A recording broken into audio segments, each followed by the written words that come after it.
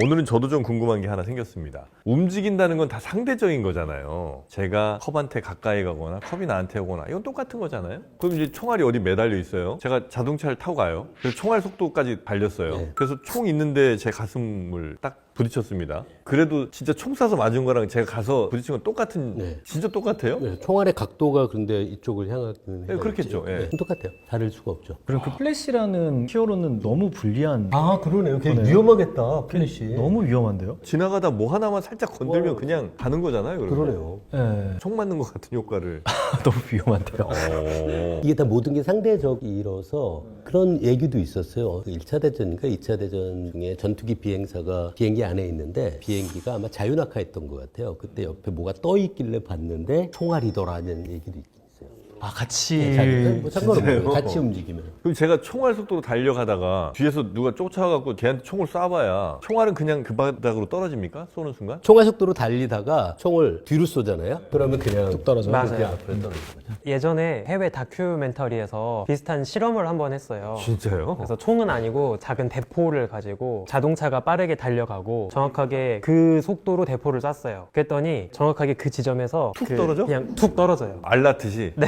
근데 총을 누가 쐈어요. 근데 저도 비행기를 타고 날아가고 있어요. 근데 애는 어쨌든 간에 엄청 큰 에너지를 가지고 움직이는 거잖아요. 네. 저도 같은 속도로 움직이니까 제 옆에 그냥 떠 있어요. 그러면 제가 이거를 그냥 잡을 수가 있나요? 근데 이게 회전하니까 되게 총알은 그냥 잡으면 위험하긴 할 텐데요. 만약에 회전하지 않는 총알이라 그러면 잡아도 상관없죠. 그러니까 에너지라는 게 결국은 뭐 운동 에너지, 운동량 그런 거를 생각하면 되는데요. 그게 모두 다 속도에 관계가 있는데 그 속도는 관찰자가 본 물체의 속도라서 관찰자하고 물체가 똑같은 속도라면 상대 속도가 0이고 운동 에너지도 없고 운동량도 없어요. 근데 아까 총알 문제, 총에 맞는 거하고 사람이 총의 속도로 가서 총알에 부딪히는 거하고 좀 다른 점이 운동량이 다르잖아요. 사람의 질량을 가지고 동일한 속도로 가면 질량 곱하기 속도가 훨씬 더 클 거 아니에요. 총알은 가벼우니까. 운동량이 더 크니까 충격이 총알 속도로 사람이 가는 게 훨씬 더 큰 거 아니에요? 사람에게 미치는 충격을 계산하려면 사람이 본 총알의 속도를 계산하면 되잖아요. 근데 내가 정지해 있을 때 나한테 오는 속도를 보는 거랑 총알은 가만히 있고 내가 움직이면서 총알의 속도를 보는 게 속도가 똑같죠. 그래서 운동량도 똑같아요. 운동량이 나의 운동량이 아니라 총알의 운동량이 중요하죠. 총알은 속도가 0이니까 운동량은 0이잖아요. 그 0을 누가 보느냐는 거죠. 멈춰 있는데 내가 가면서 보잖아요. 내가 총알을 향해서 다가서면 총알의 속도가 0이 아니죠.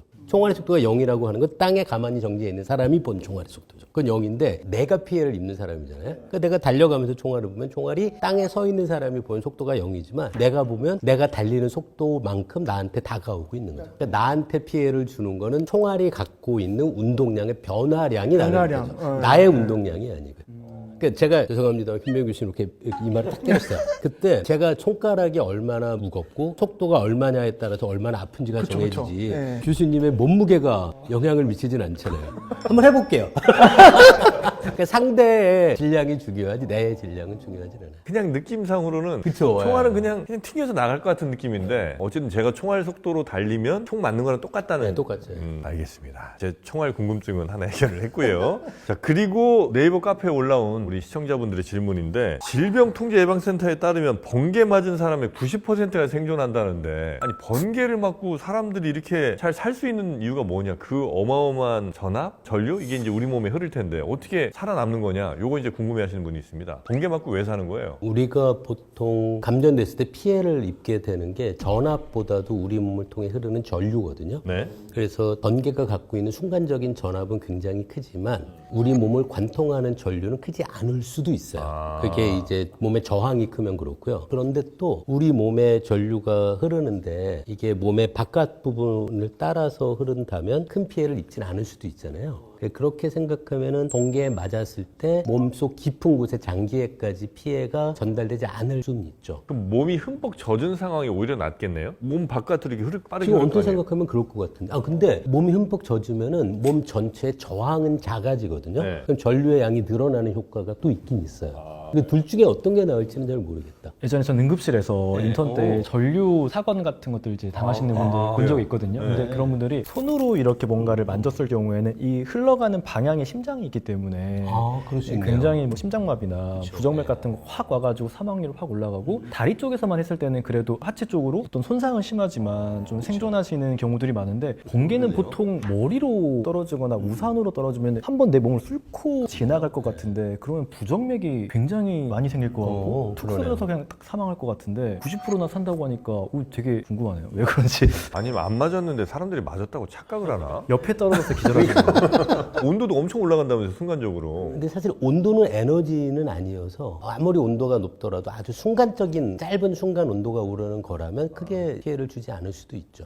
가끔 비행 중인 비행기들이 낙뢰를 맞기도 하는데 그때도 번개를 통째로 맞아도 안에 승객들이 다치거나 비행기가 뭐 멈춘다거나 하지 않거든요. 그런 거 보면 말씀하신 것처럼 그냥 바깥에만 싹 훑고 지나가면 큰 문제가 아닐 수도 있을 것 같아요. 그래도 번개 칠 때 차 안에 있으면 굉장히 안전해요. 차가 금속으로 차체가 돼 있잖아요.